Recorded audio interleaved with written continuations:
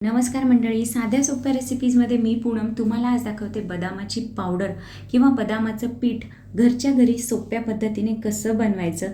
ही जी powder आहे ती आपल्याला वेगवेगळ्या रेसिपीजमध्ये हवीच असते.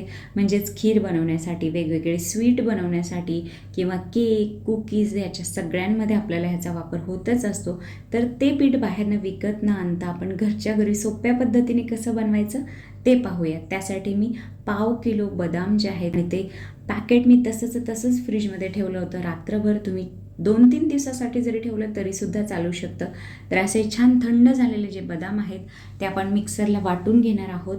पावडर स्वरूपात हवे आपल्याला म्हणून आपण पल्स मोडवर मिक्सर फिरवणार आहोत. म्हणजे थोडंसं फिरवायचं, थांबायचं, फिरवायचं, थांबायचं.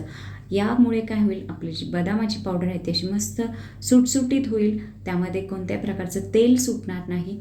तर ही जी पावडर आहे ती मी रव्याच्या चाळणीने चाळून घेते आहे आणि जे राहिलेलं वरचं जाडसर पावडर आहे ती मी परत एकदा मिक्सरला वाटून घेणार आहे. ही जी दळायची आणि चाळायची प्रोसेस आहे ही मी 3दा केलेली आहे. आणि जे वरती जाडसर पावडर शिल्लक राहते ती मी शेंगदाण्याच्या लाडूंमध्ये यूज करून टाकणार आहे.